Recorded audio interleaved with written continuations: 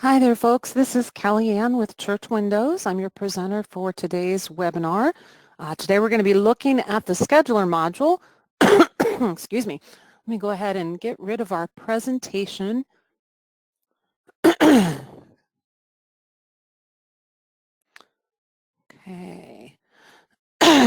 If it's your first time, using the GoToWebinar Toolbar, on the toolbar there's a little arrow to the side, a red arrow. If you click on that, it will minimize the toolbar down so it's not blocking what I'm showing you. To open it back up, just click that little red arrow. Everyone is muted, but there's a question panel on your GoToWebinar toolbar.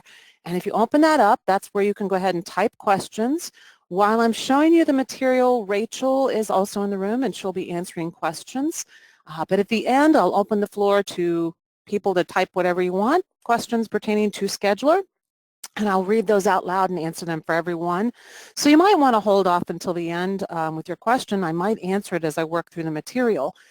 Today we're looking at Scheduler 101, and I opened our website because I want to show you. The material I'm using is from one of our workbooks. You don't need the book in front of you to understand what I'm showing you. But if you are interested in what material I'm using, or you wanted to possibly purchase the workbook, or you own the book and want to follow along, if you go to our site and go to beginning and then training workbooks, we scroll down to the scheduler section. You can see here I'm using Scheduler 101, and I'm pretty much showing you categories, duties, equipment, locations, basically the setup of the different things you need to actually create an event in Scheduler. We're not looking at creating an event, but setting up those bits of information that you can add to an event in Scheduler. So let me go ahead. I'll go ahead and close this. And let me open up Church Windows. And let's go ahead and take a look. If you're following along in the books, if you own the books, I'm on page 5. And I'm starting with categories, duties, equipment, locations, shaded areas, and options. When I forgot to mention, I'm going through page 16 in the book. So we're looking at pages 5 through 16 if you have a current workbook. All right, so I already have Scheduler open. I'll go ahead and click on that. Make sure on the audio I'm coming through that I unmuted myself in both places. Yes, okay. All right, so the first thing you want to do before you can set up an event, you see on my scheduler I already have some events set up, but when you get the program, it's going to be a blank calendar, and you want to go, let me go ahead and maximize my screen here. You want to go to Setup in the upper left, and we're going to set up, like I said, the different pieces of information that you could add to an event. Now, one thing, all of the screens I'm going to show you today do have a report button. I'll go ahead and click on that and show you what the report looks like. But for more information on creating reports, those are all done in the Scheduler 102 book. And once you see one of the reports on these different screens, they're all the same. It really pretty much just shows you what you've set up in a report format. So let me go ahead, and we're going to go first and look at setting up categories. So in the upper left, I click on Setup, and then I choose Categories, and this opens up the category screen. And we see we already have some categories set up. We're going to make a new category for weddings. So first thing we want to do in the lower left is click on the Add button. And you'll see on these screens, they're all very similar. Some have some other tabs we'll discuss, but adding things on all these screens is pretty much the same manner. We click Add, and now in the name field, we see it's highlighted, and I can just start typing weddings. So that's the name I'll see for this category. Now, what is a category? We can have our events, a category on all of our events, and then on reports, or if you look just to the right behind the category box, you'll see over on the side, the right side, let me get my spotlight, here we go, event category. When I'm just viewing my calendar on screen, I could filter to a specific category, and if I put categories on my events, then it would show me the specific category on screen of only the events with that category. So again, it's categories are useful for reporting and for the visual right on screen when you just want to see what's going on for a particular category. Now we can go ahead and add some notes if we like, and those would print on a report. We can put requires wedding, whoops, I don't know why I'm capitalizing it all, just because it's capitalized in the book. So I put in notes that it requires a wedding consultant and custodian. Now, if I'd like, I can select a color for my category. And if we look in the upper, whoops, wrong button here. If we look in the upper left on this Sunday AM worship, notice along the left side, I don't want to hover on it or it'll cover it up, but see that little sliver of green? It's right here. When I move my red dot, you'll see that green sliver on the left. When you assign a color to a category, that will actually show on the event block on your calendar. So let me go ahead and we'll make weddings pink. Can I get my normal clicking tool? So if you want to add a category, the system will randomly assign a category, but if you want to specify, we can click on Select Color. I'm going to make it a nice hot pink. Well, medium hot pink. So we can choose a color from these basic colors, or you can click over in the big rainbow square and choose a different shade. Maybe you want a lighter shade. We can pick a lighter shade from along the side. And then we can just click OK. We can add custom colors to this window. But once we pick our color, we click OK. And now if I assign an event a wedding category, then I would see pink along the side. All right. So this is all we can really do here with categories. We create our category. If you realize you need to edit a category, I'm on the top of page 7. Maybe I want to have group meetings spelled out. So I can click on the category I need to edit, and then down along the bottom, click Edit, and make whatever changes I need. And then I just save that. I can change the color. If I need to delete something, I can click on whatever it is I want to delete. Maybe we don't need building rentals anymore. So I can highlight the item, click Delete, and that item is now gone. I don't get any warning or anything. It's just deleted. It will not delete any events that had that category on the actual event. It just deletes the category from appearing anywhere in the system or on any events that it was previously added to. All right. So again, if I'd like, I can get a report from this screen. I can click on Report. Tells me everything will be saved because I didn't hit Save yet. So I can't cancel once I'm clicking yes to this. Say yes. It brings up category report options where I could choose what I'd like on the report. So each of the reports may have some different options for what you can choose. If you want color, you have to have a color printer. Can check or uncheck what you'd like to see. Probably want to see everything though if you want a report of all your categories. And once I hit print, brings up a nice report showing exactly what categories I've created this far. So again, all the screens have that little report button on it, but I'm not going to go into detail about all the different reports for each of these different setups. But I wanted you to know that's there. If you need more in-depth information on that, that is in the Scheduler 102 book, or you can give us a call for that. All right, let me save and close. And let's look at setting up duties. Sometimes you have people assigned to do things at your church, and you can create those different things, duties, and assign duties to different events, and then even assign people to those duties. So to set up a duty functions the same way. You're probably going to see as we keep going, you click Add in the lower left, and we're going to make a building monitor. So I just type in there what the duty is, and then if I'd like to add some notes, I thought I deleted building monitor earlier. Well, let me go ahead and delete this. To delete on this screen, it's pretty easy. We just hit whatever we don't need and click delete. Here it is telling me building monitor is assigned to one or more events. If you're sure you want to remove it, I can say yes. It's not going to delete the events. It's simply deleting building monitor from being on any events. So let me go ahead and click add, and we'll re-add building monitor. So just like when we set up the category, we put in the name. If we wanted to add some notes, we could put those in as well. If we want to delete, we just click delete along the bottom after highlighting which of these we want to delete. Again, we can get a report from here, and it would just be a report of all the duties I've set up so far. So let's do save and close. And let's move to page 8, looking at equipment. So we'll go back up to the upper left and choose Setup Equipment. If you would like, you can track the different pieces of equipment at your church. You can also assign those different pieces of equipment a category and even a contact of who's in charge of that piece of equipment. So to add a new one, we just click Add in the lower left, and we're going to add an AV table. So we do add AV table. Whoops. Just as the other two, we could add notes if we'd like to. We have something a little new here though. If we'd like to assign a location to the AV table, we can do that. Maybe we keep that in one place and that's where we expect to find that. So we'll say the AV table is usually in the Management Engineer Supply Suite, the MES.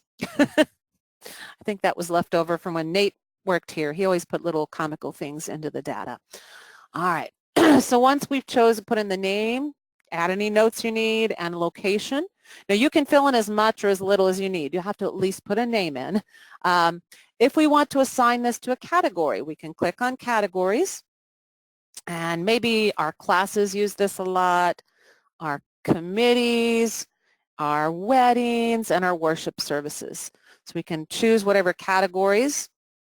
And if someone's in charge of this piece of equipment, we can click on the Contacts tab, and I'm on page 10 now, and then click the Add Delete Contacts button.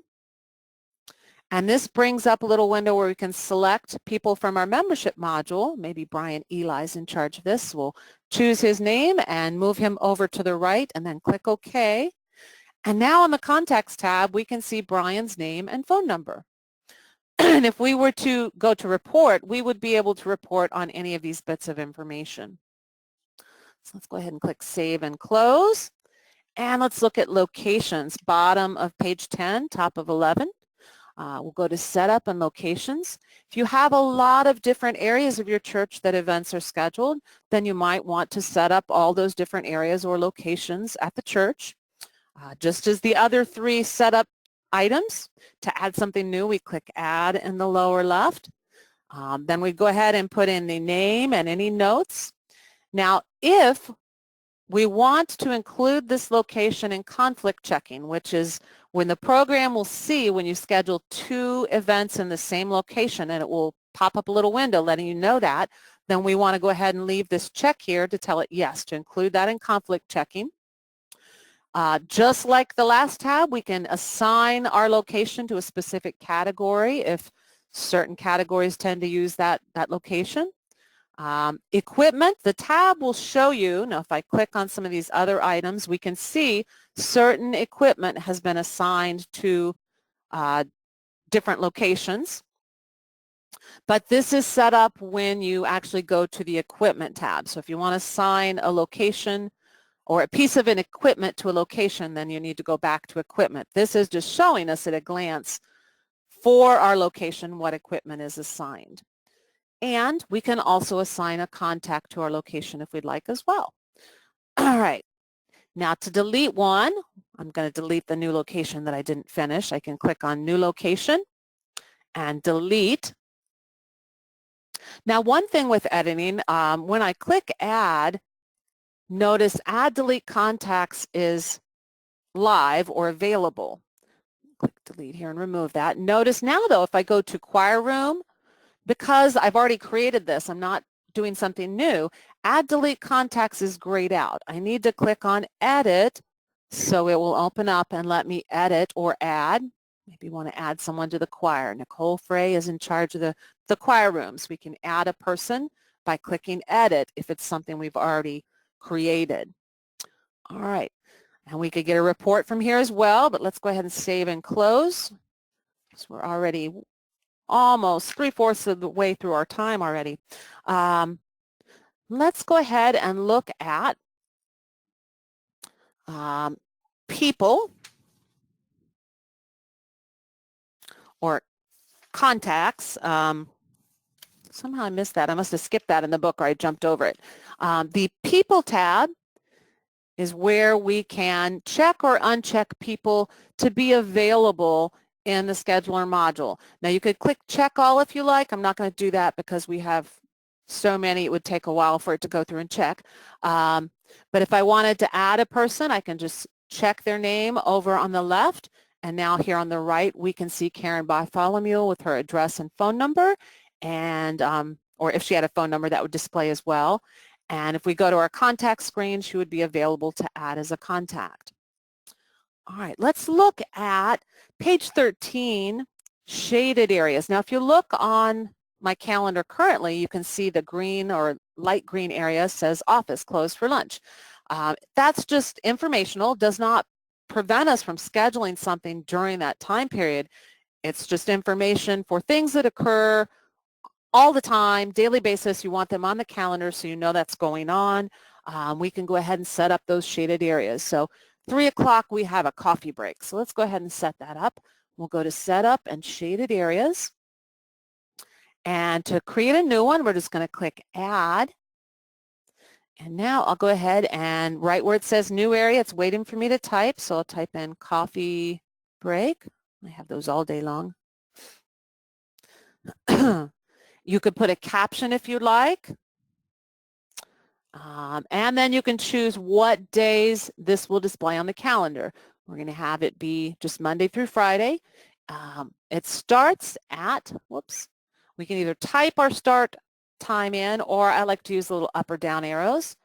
It starts at 3 p.m. and it ends at 3, probably be easier to type that one in, 3:15 p.m. And then we can choose our color if we'd like. I really like purple, so let's find a shade of light purple. There we go, kind of pinkish purple. Click OK. And now if I click OK here, can just barely see it because it's so light. Whoops, did not mean to hit that. Let's go make it a little bit larger. Normally we probably would not take an hour for a coffee break, but let me make it, an hour long, just so you can see it a little better. Oops, my fingers are not doing what they're supposed to. 03. There we go. Oops, I know what I did wrong. So we do need to put a caption in if we want to see what that is. The area name is just telling us what that is that we can select. But if we actually want something to display on the calendar, I have to type a caption in. So I'll put coffee break. And now we can see on each of these for an hour long, we're having an hour-long coffee break. All right, let me go ahead and flip to our last page, options, page 15 and 16. Last thing under setup, if we go to setup and then choose options, these are some different settings that affect how the program opens up, what it schedules, how long things are. If you want to include contacts when you're doing the people view, view by person, go ahead and do that. Starting view just indicates how the program will open, whether it's going to open, let me show you here real quick, to day view, where it opens right up to the day. I'm clicking on these items in the upper left, or what I prefer, seeing the week at a glance, or month. So depending on which of these you prefer scheduler to open up to, you can go up to setup and options and tell it which starting view you like, the day, the week, or month. When you set up an event, it will default to have that be 30, 60, or 120 minutes long. You can edit the time, but if most of your events tend to be one of those, here we've chosen 60 minutes, so when we set up an event, it's going to default to be an hour long. So I'll just double click here, and notice when I just double clicked on 10, it went ahead and made my event an hour long. If I change that to, excuse me, 30 minutes and say okay, I don't know if it might need to restart. Nope, there we go. Automatically did my event for 30 minutes. So again, if your events tend to be 30 minutes, an hour, or 2 hours long, Then under options, go ahead and set your event duration to whatever is most common, and it will automatically set the event for that time when you start a new event. But again, you can change that time right on the event screen. If you have sound on your computer and you set an alarm on an event and you want the alarm to sound, you can right here check play sound for alarm reminders. You can also set the start time for what time displays at the very beginning of your calendar. Notice in the upper left we see it's starting at 8 a.m. However, if I scroll, it really goes all the way, starts at 12 a.m., 1 a.m. But if I prefer my calendar to open up to a certain time, go ahead and open it fresh for you, and you can see it's opening directly to 8 a.m. on the weekly view. So those are just things to make it more personalized and open to the time you want, the view you want, and have your events automatically set up to the most common amount of time you have. The next tab here, refresh data. This is important if you are networked and you have a lot of people scheduling things at once. Usually the default is, or not usually, the default is set to 5 minutes.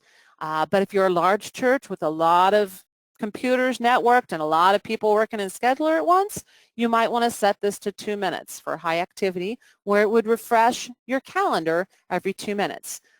If you don't have a lot of people working in church windows or in scheduler at once, then you could choose 10 minutes for low activity. The last thing I want to show you is tooltips. Tooltips here, we can check any of these. We'll check all of them. And what these do is if I hover on my calendar, those little bits of information show for me if I have them checked. Notice if I go back to options, I apologize for all the coughing today. It's not that time of year yet. It's not fall or allergy time, so I'm not sure why I'm coughing so much. So if I uncheck all of those, now when I hover on my events, I'm seeing nothing. But those tooltips, what those are, is whichever ones I have checked. Maybe I'll just check subject. If I hover on event, it's going to show me those items. I prefer to see everything, so on tooltips, I'll check them all. And now if I hover, if those bits of information are filled in, it's showing me all of those items. All right.